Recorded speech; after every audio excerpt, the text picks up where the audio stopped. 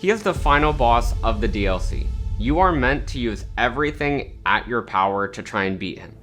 If you are not using everything at your disposal to try and beat him, you do not get to complain that the game is too hard. It is not the game's fault that you are purposely not using things. I'm at the point now with the Shadow of the Erdtree DLC where I've beaten Radahn approximately 20 times. I've beaten him once on my own, just playing through the DLC naturally, and then I've helped 19 others via summons to beat him as well.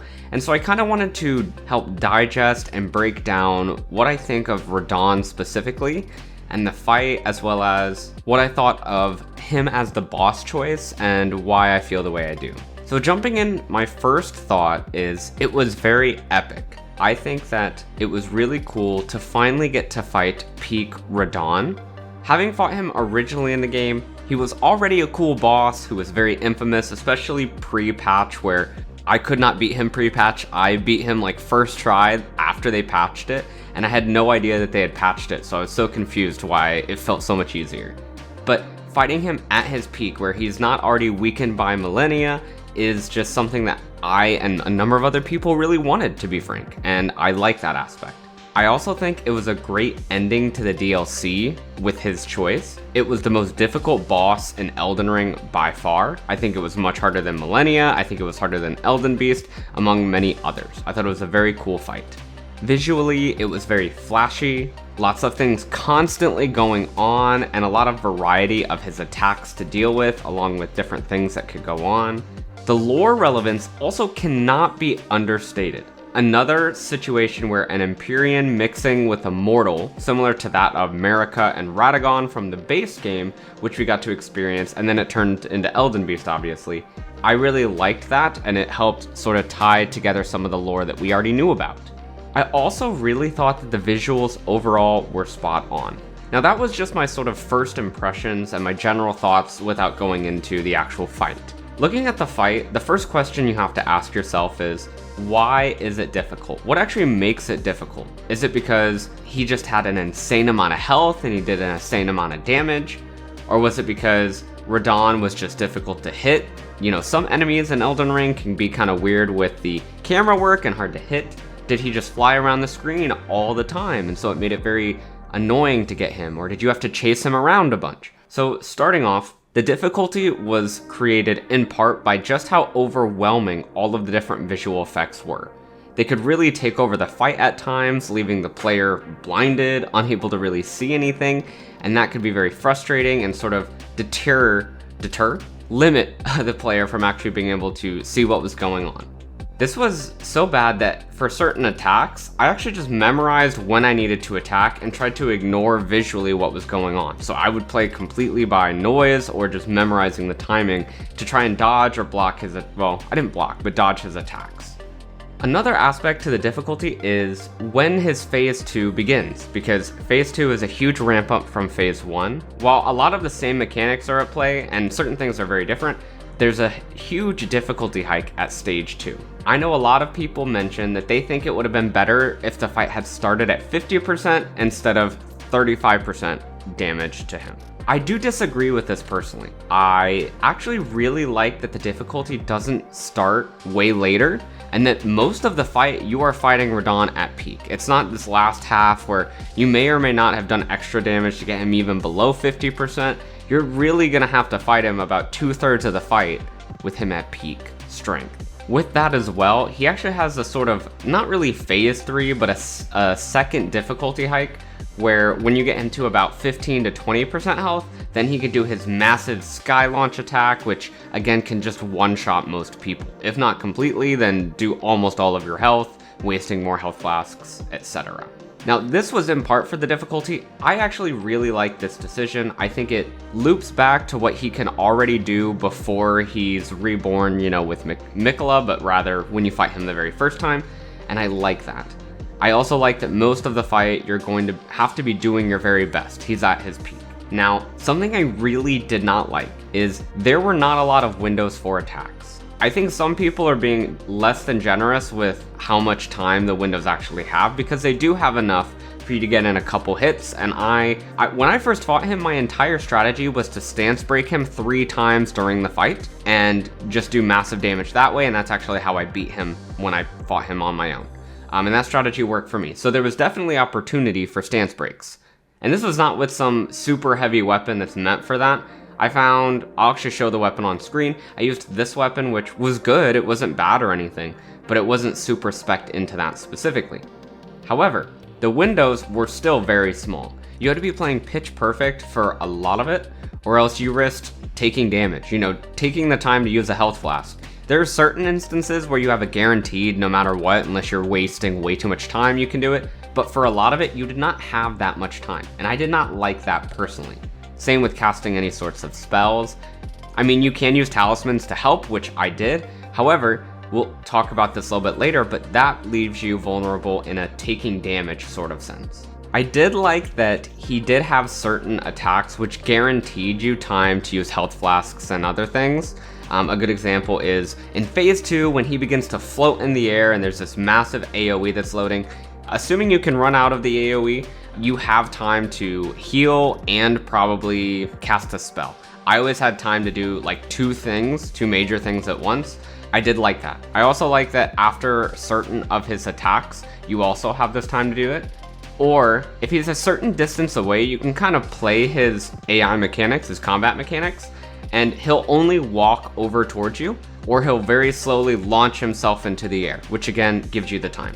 So for that, I didn't think it was a huge deal, but for a lot of, I would say over 85% of his moveset, you do not have this free time to just chill out and dodge. This is something that a lot of people, when I helped them in the summons, struggled with. They did not learn his phase 2 moveset, and so they did not realize how difficult it could be to keep up with him. And so even if I took all of the main focus from Radahn, an issue that constantly was run into is it doesn't matter because he does a lot of area of effect attacks. And if you don't know how to dodge those, I can't carry you no matter what, no matter how great I am. I cannot carry you if you're not going to be able to dodge those AoE attacks. Another thing worth mentioning is because the ground isn't level, if you'll notice in the map, the actual ground there's like ups and downs, sort of like pits and gaps. If you're in one of the downward areas or he's in one of the downward areas, it can make the combat sort of situation different. And so things that normally you could dodge or couldn't dodge, now you can or can't. And it just kind of adds another element that personally I didn't like. I didn't like that a very difficult fight was then added another ingredient just kind of thrown into the fire, and FromSoft's like, good luck. Another piece of the difficulty is even when there wasn't so much visually going on that you couldn't see, some of his attacks don't actually line up with what's going on. So when he's like phasing at you in phase 2, he's just like phase attacking at you like multiple times. The timing wasn't exactly correct. It was kind of weird to learn. And I didn't actually learn it until I had already beaten him my first time because I just got lucky with the dodges at that point. And I still don't know how to, and I don't really like that. I don't like when the timings of the attacks are kind of elusive and not obvious for the player to understand. Because at that point, it's not really a skill issue, it's just straight up a knowledge issue, which is not exactly the same thing. Now, I did want to jump in and talk about, a lot of people have complaints that he does too much damage. And here was my thoughts with that. He is the final boss of the DLC. You are meant to use everything at your power to try and beat him. If you are not using everything at your disposal to try and beat him, you do not get to complain that the game is too hard. It is not the game's fault that you are purposely not using things. And this might be a little bit of a hot take, but I beat him without summons, without a shield, without any cheese. I use this weapon, again, I'll show you on screen, that's not overpowered, but it did the job. And I beat him because I kept switching up my loadout. I went, oh, you know what, this talisman isn't working. I keep running out of stamina. I need to add a stamina talisman. Oh, you know what, my flask isn't actually giving me the benefits I need. I tried healing. You get like 30 seconds to heal per hit with one of the tiers.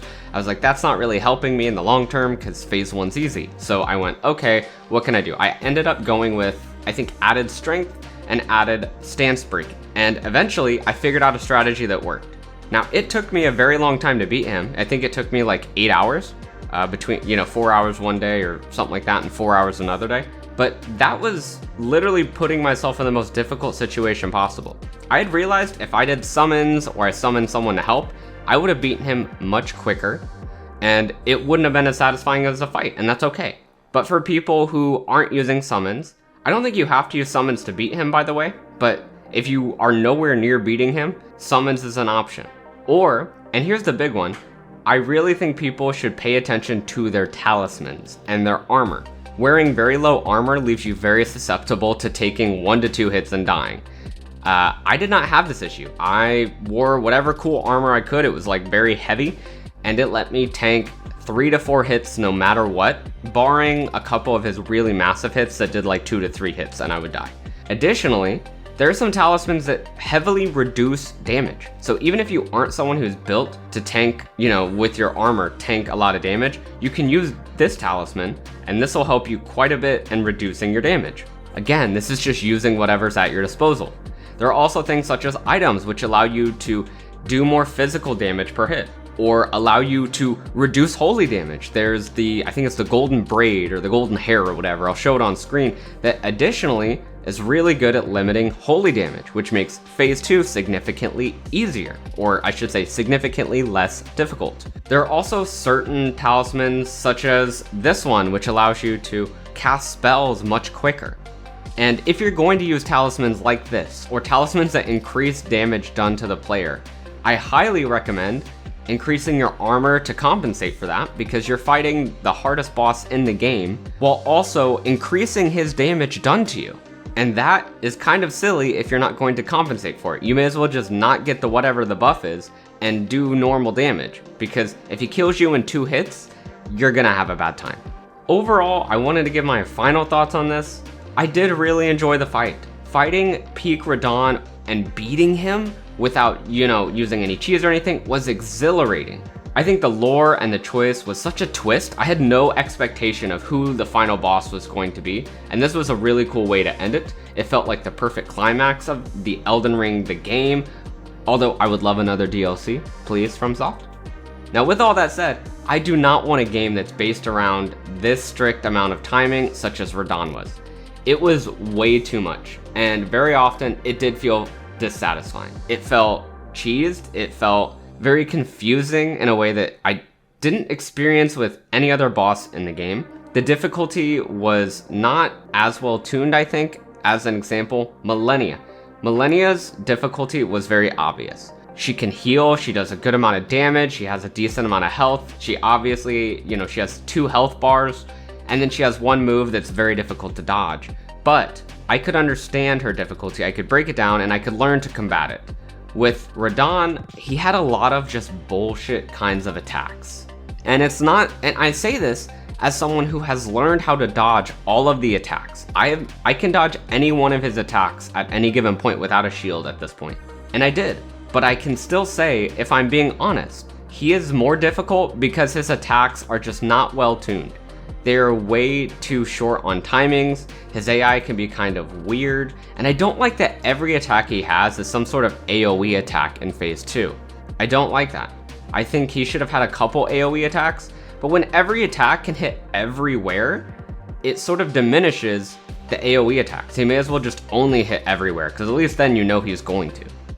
With that said, I do hope you enjoyed the video. I hope you enjoyed my thoughts on it, and I'm kind of curious what your thoughts are. If you'd like to see like a tips video on how to beat him, I can definitely make one of those, just let me know. Again, I've beaten him about 20 times, and so while he is the most difficult boss, I can definitely see how to break down different strategies for beating him. With that said, I appreciate you watching the video, and I hope you have a great rest of your day. Stay safe out there.